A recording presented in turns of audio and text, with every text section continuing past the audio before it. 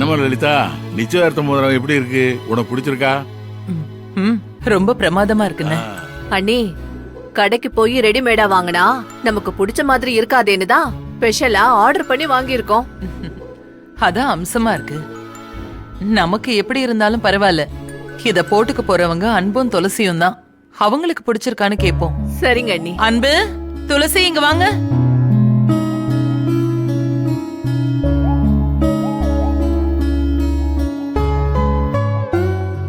இந்தாங்க, நிச்சயதார்த்த மோதிரம் வந்திருக்கு. எப்படி இருக்குன்னு பாருங்க.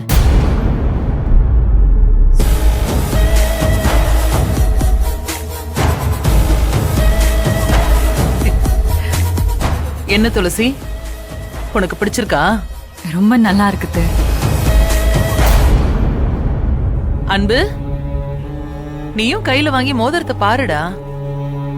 அதான் பாத்துட்டேனம்மா, நல்லாதான் இருக்கு. என்னடா இப்படி சாதாரணமா சொல்ற? வேற எப்படி சொல்ற? ஏண்டா, ஒரு ஆசையோ சந்தோஷமோ உன் முகத்துல எதையுமே காணுமே. நல்லா இருக்கு. இந்த சந்தோஷம் போதுமா? சரி சரி, அளவு கரெக்டா இருக்கான்னு போட்டு பாருங்க. எப்படியும் அளவெல்லாம் கொடுத்தானே செஞ்சிருப்பீங்க. இதுல நான் பாக்குறதுக்கு என்ன இருக்கு?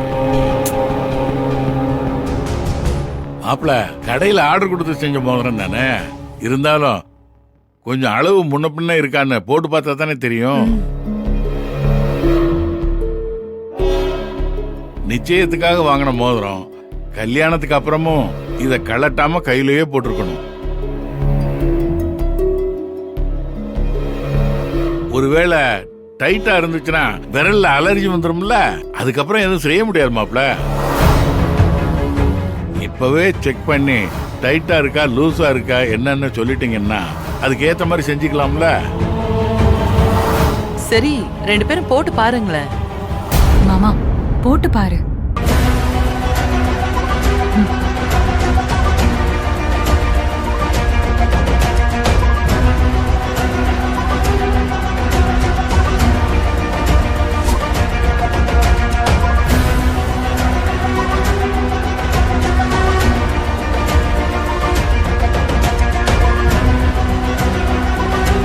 இருங்க இருங்க இருங்க.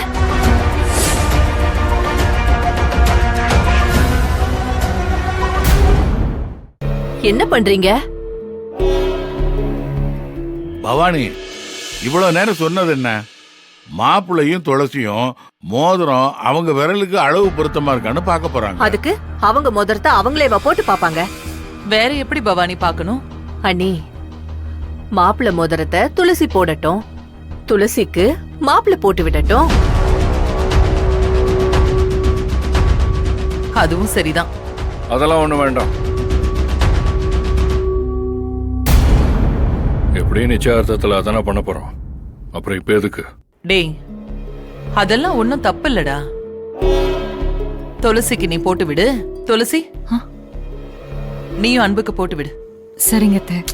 வேணாம். ஏண்டா, பெரியவங்க சொன்னா கேட்க மாட்டியா? மாம், மாமா, அப்பா சொல்ற மாதிரி மோதிரத்துல ஏதாவது பிரச்சனை இருந்து நிச்சயதார்த்தத்தப்ப போட முடியாம போச்சுன்னா அபசகனமா நினைப்பாங்க. அதனாலதான் இப்பவே போட்டு பார்க்க சொல்றாங்க. நீ போட்டு விடு மாமா, ஒன்னும் தப்பில்ல. இன்னைக்கு போட்டாலும் நிச்சயதார்த்தத்துல போட்டாலும் என்னைக்குமே அது எனக்கு அபசகனம் தானே. என்ன துளசி, மாப்பிள்ளை ரொம்ப யோசிக்கிறாரு போல. முதல்ல நீ அவருக்கு போட்டு விடு, அப்புறமா அவர் உனக்கு போட்டு விடுவாரு. சரிம்மா. மாமா, இந்தா என் மோதிரத்தை நீ வாங்கிக்க, உன் மோதிரத்தை என்கிட்ட கொடு. கொடு மாமா.